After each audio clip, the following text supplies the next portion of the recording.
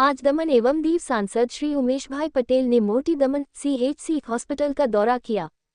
आप देख रहे हैं वलसाड केसरी दैनिक न्यूज चैनल।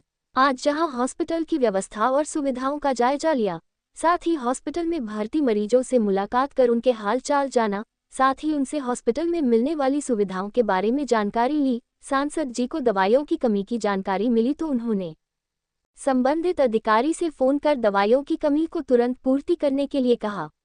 सांसद जी ने कहा, મને 2-4 દિવસથી લગાતાર ફોન આવી રહ્યા હતા પેશન્ટોના કે यहाँ पर મેડિસિન્સની પ્રોબ્લેમ છે અને સુપર સ્પેશિયાલિસ્ટ ડૉક્ટરોની અને કિટની પ્રોબ્લેમ છે, તો ઘણી બધી બાબતોનું મને અહીંયા સમસ્યાઓની બાબતની જાણકારી મળતી હતી। તો તેની અંગે જાણકારી મેળવવા અને શું સુવિધાની કમી છે અહીંયા અને શું પ્રોબ્લેમ થઈ રહી છે તે જાણવા આવ્યો હતો। તો ઘણી બધી બાબતો મેં જાણી। ડૉક્ટરો જે સ્પેશિયાલિસ્ટ ડૉક્ટરો છે તે અડધી સંખ્યામાં છે અને બીજું કે જગ્યા શોર્ટેજ લાગે છે। આજે પણ CT સ્કેનની જે મશીન છે ત્યાં જ છે અને CT સ્કેનની જે ફેસિલિટીઝ છે તે અવેલેબલ થઈ શકી નહીં। તો અમે રોગી કલ્યાણ સમિતિમાં બી વાત કરેલી જ છે નવા મશીન લેવાની, પણ મીનવાઇલ તો આપણી ફેસિલિટીઝ હોવી જોઈએ। પછી ઘણી બધી સમસ્યા છે કે માણસોને હોસ્પિટલમાં એડમિટ કરવાનો હોય તો પરિચય નહીં હોય તો શું થાય। એમ્બ્યુલન્સોનો બી મેં સાંભળેલું કે એમ્બ્યુલન્સ માટે પૈસા લેવામાં આવી રહ્યા છે।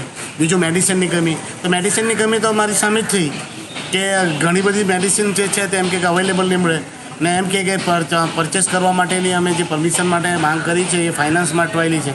તો મેં અહીંયાથી જે તે અધિકારીને બી ફોન કર્યો કે ભાઈ આવી મેડિસિનની લાપરવાહી નહીં વર્તવી, બહારથી એક બી મેડિસિન લેવાની જરૂર પડવી નહીં જોઈએ। જ્યારે કે ભારતના પ્રધાનમંત્રી નરેન્દ્રભાઈ મોદીજીએ આટલી બધી સુવિધા આપી, આયુષ્માન કાર્ડ આપ્યું અને તમામ ફેસિલિટીઝ અને તમામ હેલ્થ ફેસિલિટીઝ સાથે સાથે તમામ સુવિધા આપવાની ખાતરી આપી, તો છતાંય જો માણસોએ બહારથી મેડિસિન મંગાવવા પડતી હોય તે દુઃખદ અને દુર્ભાગ્યપૂર્ણ છે।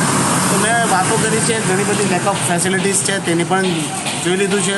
હા, જગ્યા ઓછી છે કારણ કે એક સાથે બધો ડમ થઈ ગયું છે કામ, કેમ કે મરોડાના બી લોકો અહીંયા જ આવી ગયા, મોટી દમણનું બી અહીંયા જ આવી ગયું, આપણે ત્યાં ઇન્ડસ્ટ્રીયલ એરિયો પણ છે।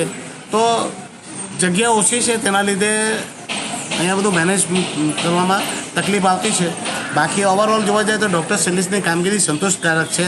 આટલી નાની હરકી જગ્યામાં એમણે ઘણું મેનેજ કરવાની કોશિશ કરેલી છે, પણ ઘણી બધી બાબત જે છે તે ડૉક્ટરની બહારની પણ છે અને જે હેલ્થ ફેસિલિટીઝ છે એ અધિકારીઓના ક્ષેત્રમાં આવતી હોય, અધિકારીઓ AC ઓફિસમાં બેસી જાય, ધ્યાન નહીં આપે તો આ જ બધી પરિસ્થિતિ થવાની। હું હેલ્થ સેક્રેટરીને પણ આ વાત કરવાનો છું કે થોડી ધ્યાન આપે અને AC ઓફિસની બહાર નીકળીને એટલીસ્ટ મહિનામાં એક ચક્કર તો મારે, જેથી ખબર પડે। તો આજે હું હોસ્પિટલ આવ્યો છું અને હોસ્પિટલ બાદ હું બધા PHCના સેન્ટર છે નાના નાના ત્યાં પણ જવાનો છું, જેથી રોજબરોજના દર્દીઓને જે પ્રોબ્લેમ થઈ રહી છે તેની પણ જાણકારી લેવું અને તેના પણ આપણે સમસ્યાઓનું સમાધાન કરીને લોકોને સારામાં સારી હેલ્થ ફેસિલિટીઝ મળે તે સુનિશ્ચિત કરીએ।